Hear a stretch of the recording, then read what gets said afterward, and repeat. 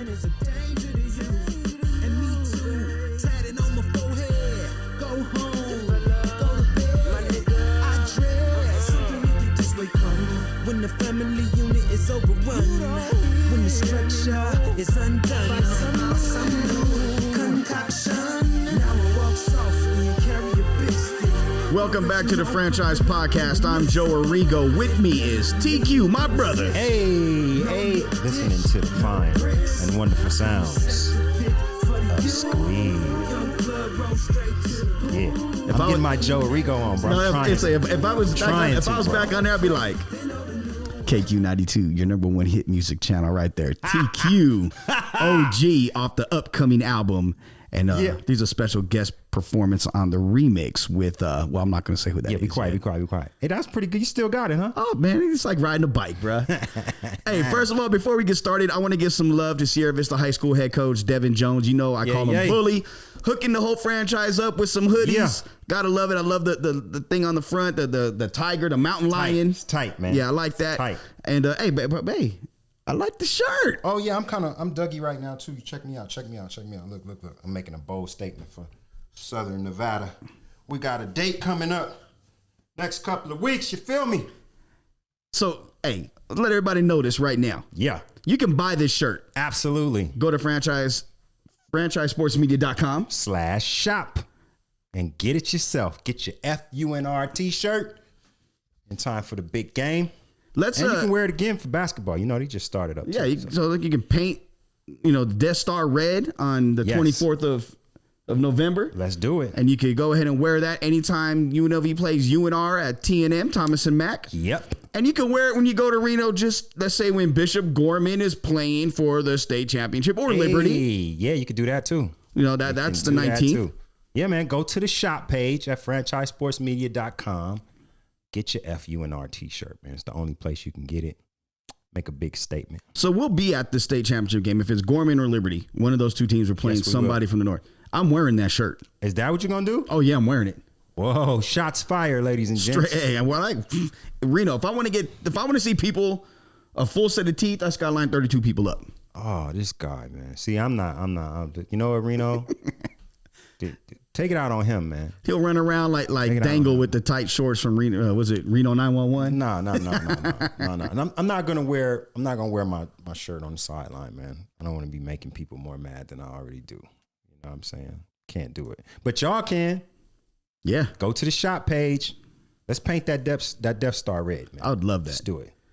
So, right up high school football. Yes. Friday's game, this Friday coming up. Boy. Liberty takes on Bishop Gorman at Liberty High School, 6:00 start time. Yep. 5A Southern Section champion here in Nevada. Yeah. Look, this is the game.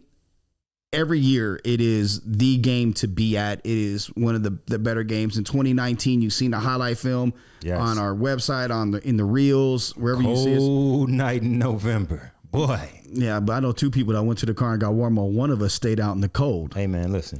Watched the whole ending of Zyrus scoring the touchdown. You from Siberia, man. I'm from Compton, bro. I'm tropical. I can't stand out in that kind of stuff. You sound like dude from Boys in the Hood. I'm tropical people. Yeah, tropical, man. Tropical. Or Menace to Society. That's what it was. But I mean, hey, man, that game turned the city on its head, right? And then the following year, I think Liberty had the squad to do it again. Yeah, they did. That was COVID. The COVID, pandemic poo-pooed on that one. Yeah, and then last year, Bishop Gorman came and showed who's boss. 2 years of just frustration. But this one's interesting to me, though.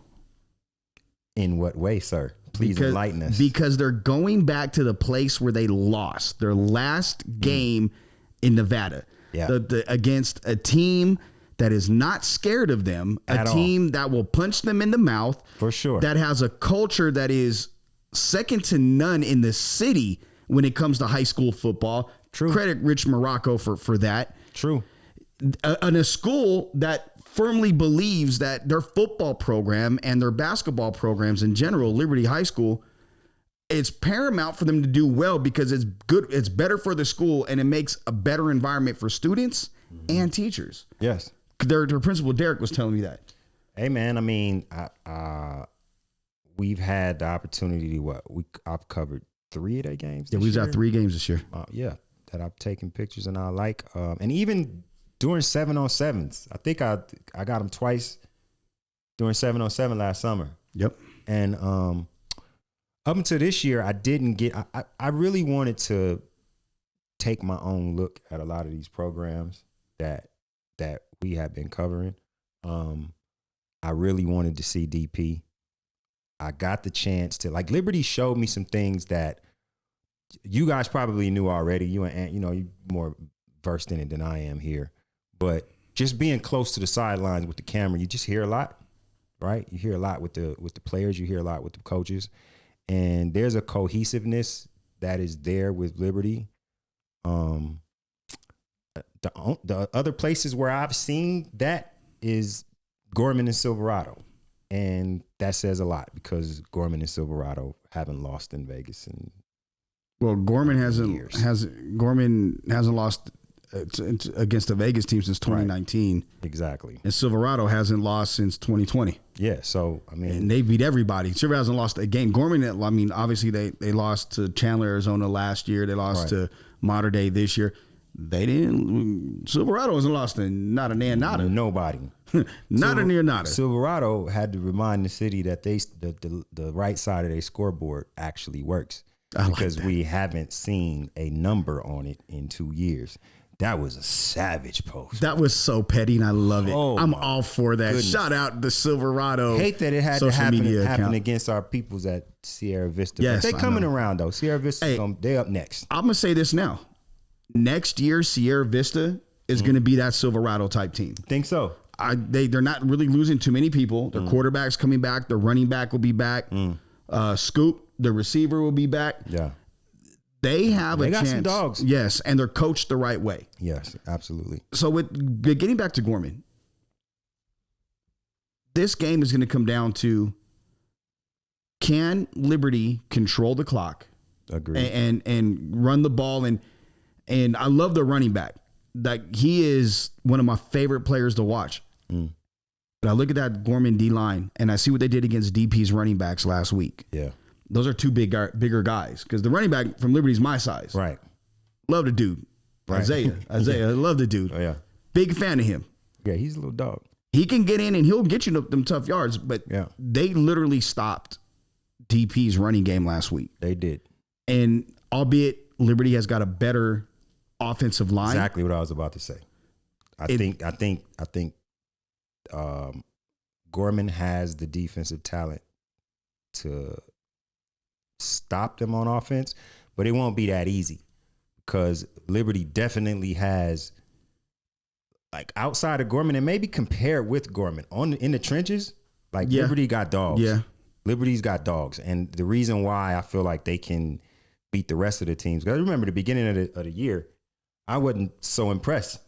And it was you and Ant that started me to looking at it a little bit differently. And I'm looking at the rotation on the offensive and defensive line, the size of the guys that they have. They'll wear a team down. Well, and that's the thing. And that's another reason why I like Liberty so much is Coach Morocco will take his team like he did the last couple years.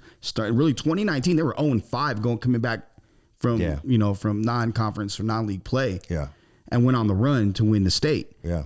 He did the same thing this year, and I think they won 1 or 2 games. Yeah. And it was like, and you had said, like, why are they ranked number 2? Why are they? Yeah, I ain't understand. And I'm like, losing. They was losing. Just watch, you'll see why. Yeah, and no matter what, there's Gorman. Then there's a tick or two down. Then there's Liberty, and I think Silverado was in there. Yeah. And then there's in DP and Arborview, and then there's maybe Shadow Ridge, because they've been playing real well. Right. And then there's like a dip, and then there's like Las Vegas. And I think this week, Las Vegas and Shadow Ridge if we weren't at Gorman or at the Liberty Gorman game, right, that would be the one. I would want to go to Shadow Ridge, Las Vegas, because that's gonna be the joint, man. Two different styles. Yes. Veer versus air raid. That's gonna make for a good game. I don't know who can stop who in that game, really. But it's gonna make for, like they say, styles make fights. Yeah. And so that the coaching strategy on offense and defense for both of those teams, they have to come trunk tight. Well, keep this in mind too. Last year they faced off semifinals like they are, and Las Vegas was actually up in halftime and in the third quarter. Shadow Ridge came back and beat them, and then Shadow Ridge came back and lost in the state title game against Silverado, who takes on Coronado again this week. Yep. They beat them 43-0, and that was without Donovan Palat. Donnie took that week off because, or is there that week or the week before? But I don't believe he played because he was nursing an ankle injury. And Donnie didn't we shoot that game? No, you did. That's when I was away for the wedding. Donnie played that game. Okay, so you seen it, and you said that was one of the worst games you've seen them play. Yeah, man. Like Silverado was off their game. I honestly, they've been off their game a couple of times this year and still smashed. For real, still smashed the competition, man. I mean, it's just. Here's the thing. The thing that separates, I feel, Silverado and Gorman from everybody else, including Liberty, is it's just that group of skill players, man. That group of skill players on the outside, those receivers, those running backs, it's like they're just the best in the city, bro. And they got a lot of them. You know what I'm saying? So it's just hard to stop them. And once again, I always go back to the fact that the Silverado kids been playing together so long. Except for Caden Harris, the running back. Caden moved out from Upland, California, my neck of the woods, the U baby. He went to Upland High? He didn't go to, he may have gone, no, I think he went to the junior high, but he came out his freshman year, I believe. Gotcha. But Caden, I think, is the most slept on running back because for everything that he's over 1,000 yards. When Donnie was against, when Coach Arroyo and Bruno were at the game against Paolo, it was Caden that kind of carried the team. The quarterback had an off game. Caden had like 160 yards rushing. He had like 120 yards receiving. 4 touchdowns. I mean, and he can go. Like, he can really move. Yeah, for sure. So I mean, it's a measure of a squad, man, that could have particularly bad games as compared to their standards. And still dog the competition. I mean, that game that Gorman played against DP, man, that was the worst game they played that I seen this year. Gorman got out of character and completely. And I did some research and some digging on this. Keep in mind, a lot of those kids from Gorman, or some of the kids from Gorman, played youth ball against the guys from DP. Okay. There's been a lot of chirping for many years about DP being able to beat Gorman and where they're at in the pecking order and what Gorman's really about. And this is the first time they were able to play each other. So there was frustration built up. When is the last time those teams played? I don't think they played each other in the playoffs ever. Really? And as long as we've been doing this, and even the years I was coaching out here, they was where we can beat Gorman. And it was one person in particular that would continue to say it. Right. And it was like, bro, no. Like, your best athlete is a really good athlete on their team. Like that's what it is. And when you're 2 and 3 deep, it's like you talk about with Alabama and those SEC schools, Georgia, when you're 2 and 3 deep, that's the difference. You can be fresh and your 2s are as good as their 1s. Exactly. That's the difference. I mean, but at the same time, after the games that I covered last year, I was a little down on what I saw from Desert Pines. Yeah. And this year I was up. So, I'm not going to say congratulations. They didn't necessarily win anything, but it's a big difference, man. And if those kids are as young as they say they are, and most of them are coming back, they're going to be a force too. Well, I'll say congratulations to somebody on DP, and I'm just going to say it and take it how you want to take it. Gio, congratulations. I know, and I didn't break it, but I will if you want me to. There it is. I second that. Congratulations. Yeah, Gio, that's my dog right there, man. And I like Eddie Fountain too. Coach Fountain, he's been a good dude. He's been a guy that when he was at Chaparral, he would hit me with his guys all the time. And Eddie's a real good dude. So I like to see growth, man. Especially when you got high school programs. Like it ain't like you got a long time with the kids. You know what I'm saying? Like you got that 4 years and it's a wrap. And 48 games. Yeah. And it's like, that's not a long time to change a culture or to switch knuckleheads into good football players. And sometimes that's, you coached before. Sometimes you got to do that. Sometimes some of your best talent is just simply a knucklehead. I've been a knucklehead before. I know how it is. You've been or you are. And so, sometimes that's another part of the job that, if a coach is able to convert that, you got to commend it. One thing that and this isn't just to DP, but it's to high school coaches and coaches everywhere from youth football all the way up. Yeah. You know, and it's just, and I'm going to say it quickly. Your job is to make them better men or women if they play and better individuals. Right. By letting them not go to class or changing grades or manipulating things, that's not helping them. That's hindering them. They won't be effective when they go to college. 100% Because correct. they will not know how to study. They will not know how to pass a class, write correctly, read correctly. Beyond college. Yeah, life. Even in the workplace. Most of the time in the workplace, it's a team environment. 100%. You got to understand that do your job is your number one objective for the person who pays you your check. And a lot of that you learn better than anywhere else playing football. Right. So, you know, the right tutelage is to be commended and the wrong tutelage needs to be weeded out as soon as possible. So let's go ahead and just make it work, guys. Like really be on their tails about it because we want to see them become better individuals. That's something that with Absolutely. our company, we're 100% all about. Is, Absolutely. You know, our student athletes, good grades, you know, honoring the guys that have good grades, you know. 100%. Look, man, we have worked hands-on and hands-off for years with National College Resources in Los Angeles, the Black College Expo. And what we constantly hear from regents, presidents, admissions officers, hey, man, good football players are all over the place. We need good people. Yep. We want to give opportunities to higher education to good people. So it's fine if you run a 4.3 or run a 4.4. If you're an asshole, they don't want you.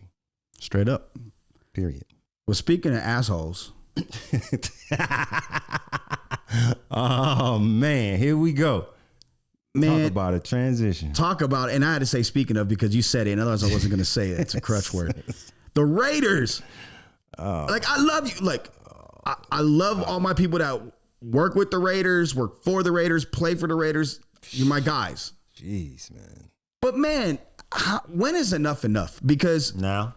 well, no, I'm saying because I think now you're seeing cracks in a foundation that wasn't always and that isn't sturdy. And I'm not going to pile on Derek Carr, but he's Oh, wow. Really? no, but he did say something to me, not to me, but in the press conference after the loss, that to me is a red flag, and it should be a red flag for Raider Nation and Josh McDaniels and Mark Davis. It's a lot of red flags already. Dave Ziegler as well. When he said, guys, come in, that's not how we do things around here. This is how we've never done these things around here. It's never been like that here. Yeah. You haven't won. So the way you're doing it doesn't work. How about this? Do it the different way with people that have rings, fall in line and just do what you're supposed to do. And guess what? Things may change. It may not be overnight, but things may change because the way you've done it for 10, 11, 12 years hasn't won you jack diddly poo. Can you agree or disagree? I'm quiet on that one. You got me quiet because I just got the biggest damn headache I done had since I left New Orleans. Bro, last year the team went to the playoffs. All right. The team went to the playoffs and they had significantly less talent than they have this year. So that's all fine and dandy, what you just said. I get that. And if the team was 4-4 and Carr was saying that, then it'd be different. But 2-6 from a playoff team that was a play away from advancing in the playoffs. Who threw the ball to the goal line though? I mean, the team has had 3 multiple touchdown leads this year and have lost the games. But wait a minute. Like, you set this up, so let me give you a take on it. Okay. All right. That ain't never happened. That has not happened. He has every right to say, hey, something ain't working right now. And it's not. It's absolutely not. I've been on the sidelines. You've been on the sidelines. We saw this all through training camp. The players don't get it, bruh. They don't get it. No. They don't get it, Joe. Squeeze. They don't get it. I don't care how many damn Super Bowls, the system. I don't care about Belichick, Brady. I don't care about none of that. They don't get it. So what are you going to do? How about this? What am I going to do? Your defense has been jack shit forever since 82. Correct. Okay, let's be real. And they're jack shit now. Exactly. So, but my problem with what he said was, we don't do that around here. That's not how we do things around here. That's not how. Exactly. So we don't throw for 500 yards in the first half and then stop throwing. We don't rush for 200 yards in the first half and then stop rushing. It seems to me like we have a mad scientist that has too many toys to play with. This is what it seems like to me. It seems like the coaching staff is making things complicated that don't have to be complicated. Joe, they don't get it. They don't get it. I love getting you fired up. They don't understand the playbook. They don't know what they're supposed to be doing when they get on the field. They cannot win if they don't know what to do. Okay, so You said it. You said this a couple of weeks ago. You say, Derek Carr stopped with the audibles at the line. Didn't you say something to that effect? yeah, the CBS reported that Derek Carr they told him not to audible. I don't. But then you were in New Orleans. Did you hear him audible at all? You know what I hear Derek Carr doing more than No. audibling? I hear him teaching. Yes or no? Did you hear him audible? Yes or no? Yes, I heard him audible. Okay, so, absolutely. Okay. As much as normal, does he seem to have as much freedom at the line? No, I don't think so. I don't know for sure, but it doesn't seem like it. But part of the reason why is because they don't get it. I've been saying this since training. Okay, I remember going to Cowboys training camp before in my life. I remember going to Raiders training camp before in my life. And I've been to 49ers training camp. Oh, and Chargers. I've never seen an NFL quarterback running laps because he didn't get it. I've never seen that. Maybe it happens. But let me ask you a question. I liked it when I saw it. What are you the biggest person of right now? You're big on accountability. I loved it. And it's being held accountable. But the point is, they don't get it. They don't get it. They don't understand the offense. They don't understand the defense. So what are you supposed to do? You're a coach. You got a team. You got coordinators. You have a system. None of your players understand your system. You know that you have good players. You got Pro Bowlers. You got veterans. You got brand new athletic coachable guys that you drafted. Mm-hmm. And they don't understand your system. In the middle of the season, they don't understand your system. Whose fault is it, number one? And then what is supposed to remedy this? I think at any point as a coach, you look at yourself first. Thank you. Self-evaluation, accountability. Just as every player needs to look at themselves 100%. and look at what they're not doing, 100%. not what they are doing. I get it. Okay. Every player is not cerebral enough to learn a Bible in an offseason. Okay, but here's a problem. They may not be they're there. So you have to do what you can. Your job as a coach, honestly, and I've always felt I'm a player's coach. I'm a disciplinarian, but I'm a player's coach, and I make no bones about it. Got it. Jimmy Johnson School of Coaching. My superstars get treated better than my average players. My average players get treated than my bench guys. My bench guys, they get treated better than the guys I don't give a shit about. That's a I have more tolerance for them. But my job as a coach is to put my players in the best positions to be successful. And you believe Josh McDaniels has done that this season? That I'm not sure about. Okay. But at the same time, I say I'm not sure if he has. I also feel that there's, just like with my squad, there's a lack of accountability by the people that need to be accountable the most, that you look to as leaders. Because, for instance, on Tuesday night, there was the fake report that TMZ's coming out with some scandalous story about the Raiders. Now, I got word of it. I called you. We were talking on the phone. Yeah. And I'm running through trying to vet it. My brother, former NFL players in town. He's like, just freaking post it. Whatever happened, you're gonna go viral. No, that's not what it's about. It's about being right. Absolutely not. So we don't roll like that. No, and that's why we didn't do it. Right. But that became a huge deal for like 3 hours on social media. And you say that, but to the point where people were having meetings. I mean, and stuff like that are distractions. But hold on. Back it up. Okay. Back it up. I don't want to hear nothing about distractions. This team went to the playoffs last year in hell. Literally in hell. They had a player that killed somebody. Mm-hmm. They have a coach that had some absolutely hellacious email activity. Don't forget our neighbor. They got some other fool who's our neighbor. Whatever, man. I don't want to hear nothing about distractions. TikToking at kids. The team and Derek Carr himself, they showed their nuts last year. You know what? I think so. A regression in nuts. That shouldn't happen. You know what? But Rich Bisaccia is a galvanizing guy, and in Raider Nation's seen it in this time here. Players talk about it, and as a fan of the team he coaches for now, and who also just added another Raider in Jonathan Abram. Yeah, that shows like even though it's of waivers, there's a reason why players like him. Yeah, and I realize this. And I'm a hypothetical, right? Yeah. As Gus would like to say, Joe, give us take us down the rabbit hole again.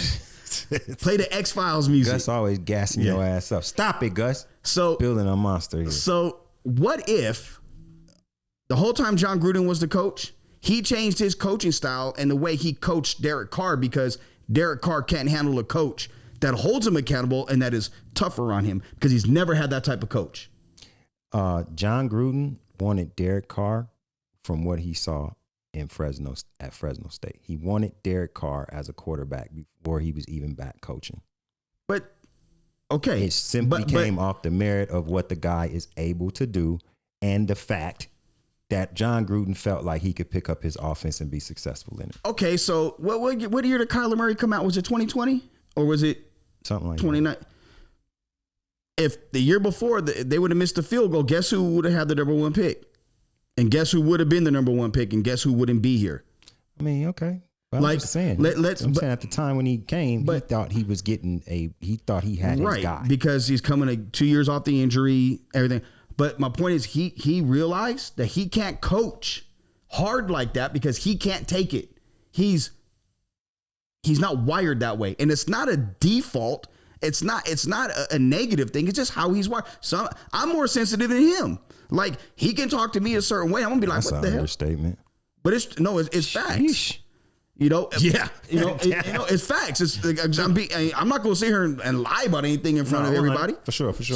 So you've had to adjust at times how you talk to our staff. I've had to adjust how I talk to a lot of people. Okay, and in turn, we've had to adjust at times. Yeah, the way things are received.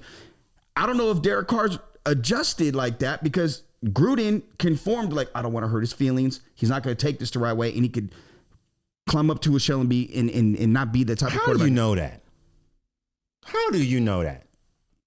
You just notice? You just notice this fact, huh? I can't disclose where I got it. Here he goes with his non-disclosure. He does. Y'all don't feel no kind of way. He does the same shit to me.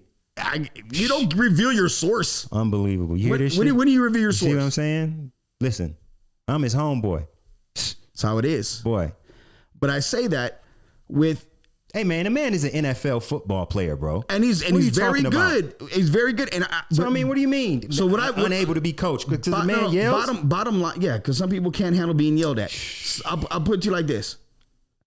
I think in some situations, no matter how much you want it to work, how bad you want to be in a certain with a woman or with your company or whatever, sometimes it's better to go refresh, hit reset. Okay, stop.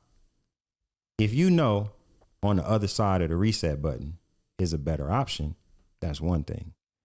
if you know on the other side of the reset button, your house is going to burn down, then you probably should stay with this woman. So that being said, who is going to do a better job next year that we can get and actually have a team around? Okay, you're the guy that a week ago and the week before that and the week before that said the season's pretty much done. Yeah. Like, it's a wrap. It can't get much worse than what it is, right? Well, they're not going to the playoffs, so it's a wrap. Okay, so now you're pretty much going to tank the rest of the way or compete enough to where you make it close, but you hope you don't win because you want to get that higher pick to get the better talent, right? Yes or no? If you're smart. Okay, so with that being said, this is a quarterback draft, but there's problems with other quarterbacks on teams around the league that may be moved. Like I said repeatedly to you, going into last offseason, going into it, if I said to you Russell Wilson's going to get traded from Seattle and there's going to be a fallout, you wouldn't believe it. The year before that, Aaron Rodgers is going to get traded one side of Green Bay. I get it. I understand all that. So I'll say this. Aaron Rodgers returning to Green Bay next year is not a definitive thing. Okay. There's somebody so he won't make the squad better? So Aaron Rodgers comes here a year older, and okay, he's a cerebral guy. He can learn the system. He's already complaining about people who don't understand the system. Already played with Devontae. Now he has no offensive line whatsoever. Is that going to get us in the playoffs? Is that going to have us playing in the Super Bowl? I think you score more points, which you win more games. You win games against Pat Mahomes and Justin Herbert? No, you do not. But he gives you a better chance. Man, you have to do more than a quarterback. Lamar Jackson will be a free agent. All right, so now that's a quarterback that you don't necessarily have to protect as much. Are you going to keep Lamar Jackson in this system? You going to force him to learn the Bible? Again, he's not going to like that, and he's not going to be effective at it. Self-evaluation. Sometimes you got to. Lamar Jackson is a naturally gifted athlete that wins games with his natural talent. I'm not saying that he can't learn an offense. Absolutely, he can. This offense will hold him back. This team, as it's currently constructed, will hold him back. We would not get the Lamar Jackson that the Baltimore Ravens have right now, this year or next year with this current team. Okay, then you want to go a different route. You draft the quarterback, but you sign Jimmy Garoppolo, who knows the offense, and you groom the quarterback. Man, listen, bro. You are trying to give me a heart attack. Why? Because I'm giving you the options? I'm already dealing with the Jimmy Garoppolo effect. I'm already bald-headed. There are only so many places where you can lose more hair, bro. Please do not mention bringing Jimmy Garoppolo to Las Vegas. Let's leave him where he is, because I pray every night for his health and safety and for everything else. Please, please protect Jimmy G and do not allow him to come and be the quarterback of the Raiders. But you're asking for other avenues, and I'm giving you some. And it may not. And I don't like these. But you may not like them. But you may not like them now. But let's say 3 years from now, 3 years, 2 or 3 years from now, it could happen sooner. Hey, I'm just saying. You know how old Darren Waller and Devontae. Who says Darren Waller's going to be back next year? Just say he is. Maybe he is. Maybe he ain't. I'm just saying. 3 years from now, we don't have a squad. That means we're starting completely over. And if that's what we're doing, say that. Say that and lower your ticket prices. I'm not going to talk about capitalism. Hey, man, I'm just saying. All for it. I mean, I get it, but I'm just saying, man, Raider Nation is just constantly having problem after problem about high beers and high parking and high seat prices. I'm a part of Raider Nation. Yes, I'm a part of the media, but I'm also a PSL holder for the Las Vegas Raiders. So they played the Colts Sunday. Voice of the People is saying that, hey, we need some changes, man. We need some things to work better than they are. Win it. 2 points. One, Josh McDaniels is not getting fired. Just letting that be clear. Yeah, I mean, I figure everybody could shut up about that, but I see they're not. They're not, but it's not going to happen. And two, they played the Colts this weekend, who brought Jeff Saturday out of ESPN's, put him in the pancake booth. Former center. He's talking about pancaking people on Sunday, and on Monday, he's hired as the new interim head coach. Yes. Look I know you and I share vastly different opinions about this. About this particular situation. Yes. because I think it is bullshit that a guy who has no coaching experience other than a high school job he had this year coaching high school football in Georgia gets a job coaching the NFL when you have qualified coaches of color have paid their dues and they can't even get an interim job because, and I like Irsay. He's done a lot. I like Irsay. Hey man, it wasn't just coaches. It ain't just coaches of color on that staff though. They got white coaches too. They got skipped over. Yeah, they made the white guy up the offensive play caller when they didn't make the running back coach who's done it before. All right, but and interviewed for OC and head coaching jobs. Fine and dandy under normal circumstances. I understand what you're getting at. I understand all of the black men in media who are angry about this. I completely get it because we're constantly getting looked over. I get that. But wait, in this situation, it's a little bit different. How so? Because first of all, Jeff Saturday, from everything that I've seen with my own eyes and listened to, I like his takes. He's always on point because he agrees with you. That's number one. That's the reason why. He's always on point. on top of that, got some pretty good damn endorsements for taking that job in Colt Nation. Number three, he was instrumental in bringing them people a championship. He was a captain on that team. Beyond that, the worst part of that team should be the best part.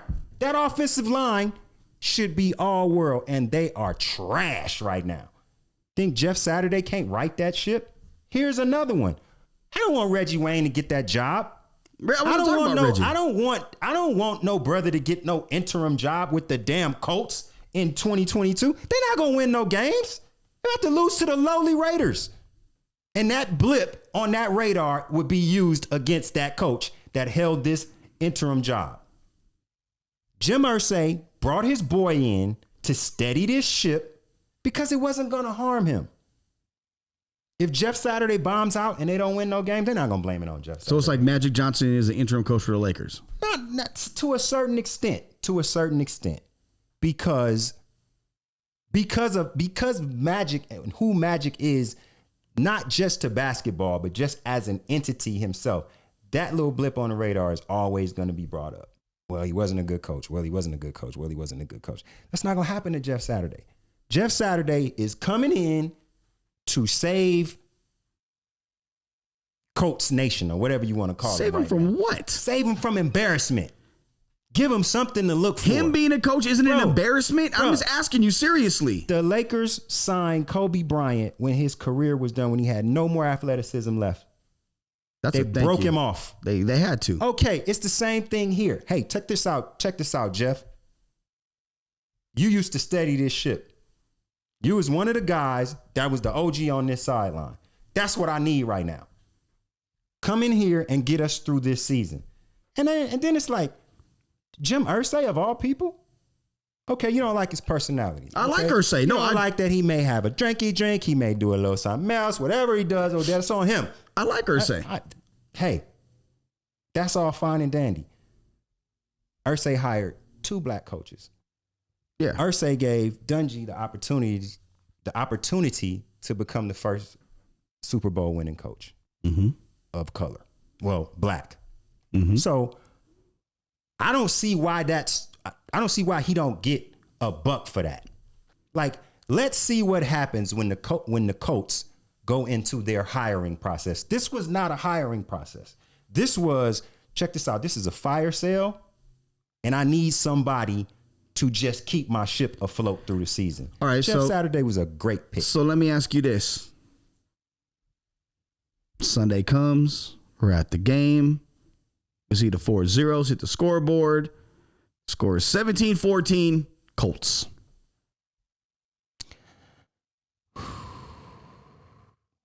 It means I'm going to make some money this year because I'm going to sell the rest of my tickets. I'll be back January 1st for the 49er game. And that's what that is.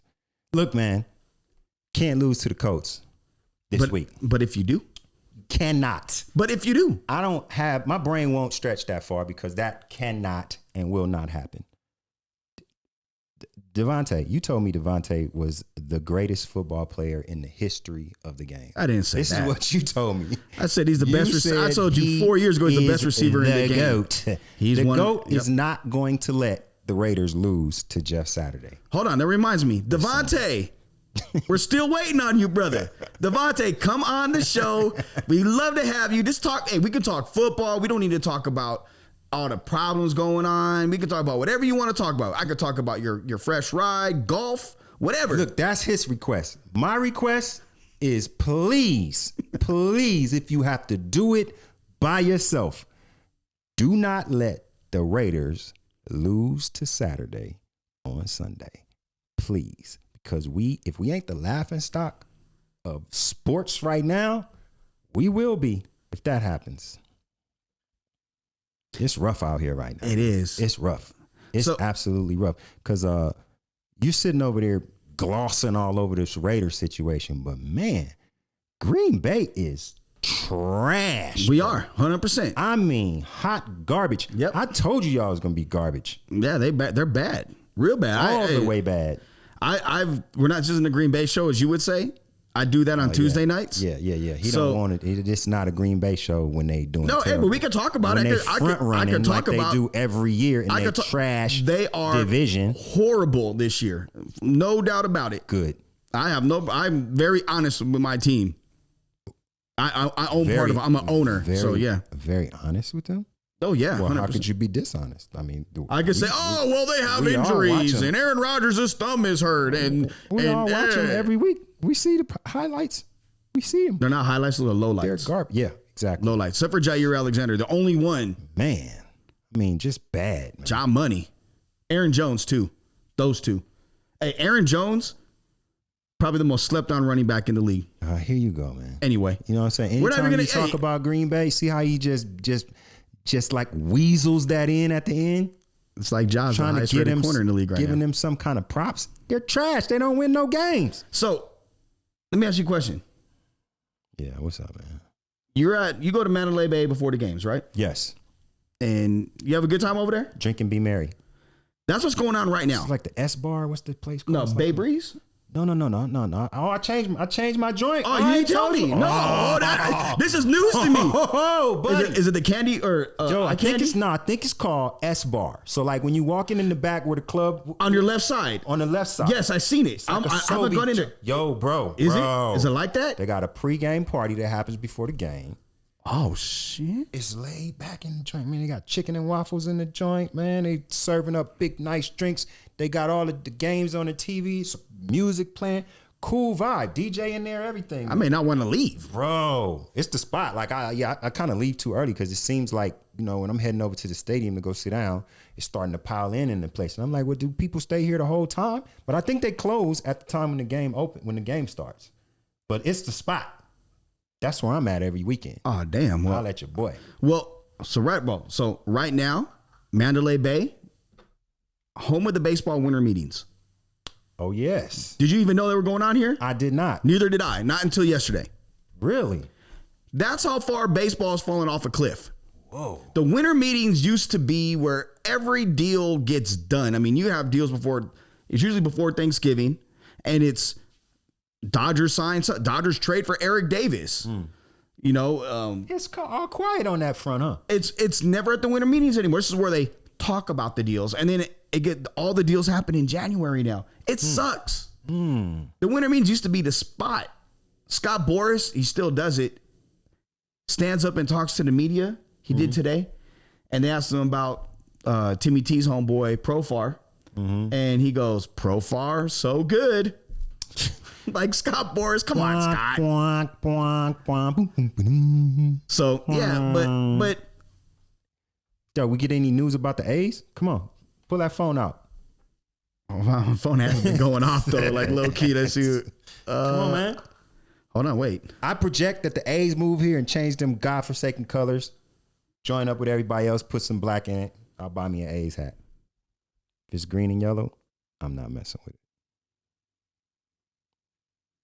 What, do you see something? What's happening? What's going on?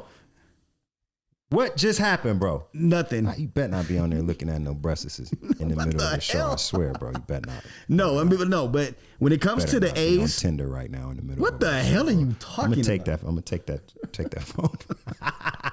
It's so full of shit. So when you look at the A's situation, I think it's very likely because Rob Manfred said last week that essentially Oakland's fucking off. Jeez. And that he doesn't see a deal getting done. What I also find interesting in that same lines is the NBA now said, well, Mexico City's an option besides Las Vegas and Seattle. In addition to? No. In competition with Mexico City? I'm telling you, that's why I've said for a long time, if you remember what I said, team relocates to Vegas and they have the expansion happen in Mexico City and Seattle. I've told you this 6 years now. What team relocates to Vegas? For a long time. New Orleans ain't moving. Well, that was the team that was most likely. That's dead. The other team to watch is Denver. Why? What? They're not drawing. They're not drawing enough people in Denver. Yeah. So that's the other team to keep an eye on. But dumbass Bronco fans. In terms of the A's, I feel like I don't know if baseball works in this market. It's a great baseball city. Why not? 82 or 81 games. So 35,000 people. You have Golden Knights, Raiders, Aces, UNLV, Lights. You have high school sports like football. Yeah, so what? NBA's coming. MLS will be here. UFC fights. Man. People are constantly traveling here. Conventions and everything else. But it's not going to be a nice outing, bro. But it's not going to be like it is in. It's never going to be like that. This is Las Vegas. Listen. We got to do something. City of Vegas. We're not going to be like everybody else. It's never going to happen. This is not that. This is its own outlier. The only thing close to it on a smaller scale is probably New Orleans, but on a much smaller scale. Not Miami? Like, no, absolutely not. Like this place is about coming to have a good time. How many options is there to come and have a good time in Las Vegas? How many options were there before the Golden Knights and the Raiders and everybody else got here? I came to have a good time there before when it was nothing but UNLV. You did too. And everybody else did also. I plead the fifth. 1, 2, 3, 4, so, fifth. I mean, Vegas is always going to be what it is, man. Everything's going to always have a certain amount of draw. Now, to try to make it some hometown, cultural, highly knowledgeable fan base, it's never going to be that. Well, it's not about highly knowledgeable. It's about getting people to show up. And I think, and give that's them the outing. That's the problem. And here's the other thing. Here's the other thing that scares me about the A's in particular. Their owner don't spend. You have to spend to win. You can't pull the shit you're doing in Oakland and expect people to show up in Vegas. That shit ain't gonna fly. Good point. Because you ain't gonna. You look when the Golden Knights started losing last year. Look how empty T-Mobile was. Real talk. When the Raiders they're going through their shit they're going through right now. Watch how the Death Star gets. Real talk. Look at UNLV Athletics. This is true. So if you think you're gonna pull that and shit, then look at the Aces at the beginning of the season to where they are, to where they were at the end of the season. 100%. Vegas likes to win. That whole strip is based on winning, and when our teams win, it helps everybody out here. It helps everybody. It helps our competitors. It helps our whole industry. Probably more so than it does everywhere else because this place is based on winning. It was built off gambling and winning. So that's what this fan base is going to be about. Like, you can call that fair weather if you want, but hey, bring your ass to Vegas, you better win. So that's why I say I'm very hesitant to think baseball is going to work in this market with that owner.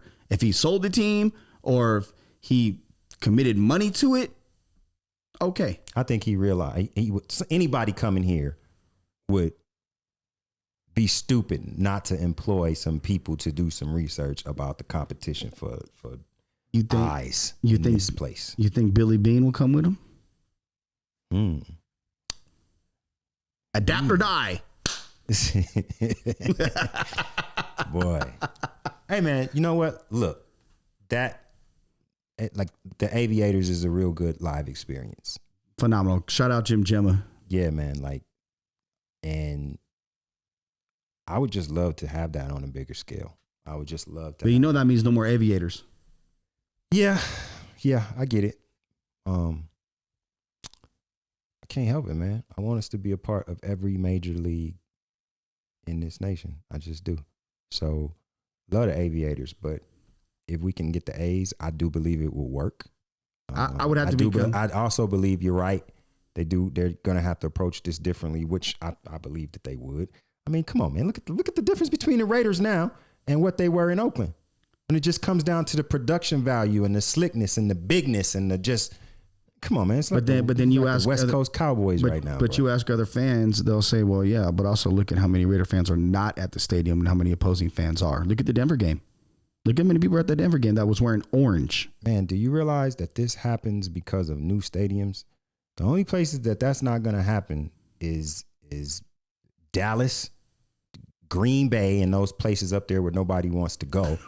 And nobody wants to travel to Wisconsin for anything. You know what I'm saying? If I said I got you a gig out there, we going. Oh, yeah, we going. See, so somebody will travel. Anybody can know how you make chicken brats. They make chicken brats up there? Yes, they do. Yeah, well, we good then. We should go in Menominee Falls. But listen, there's another thing.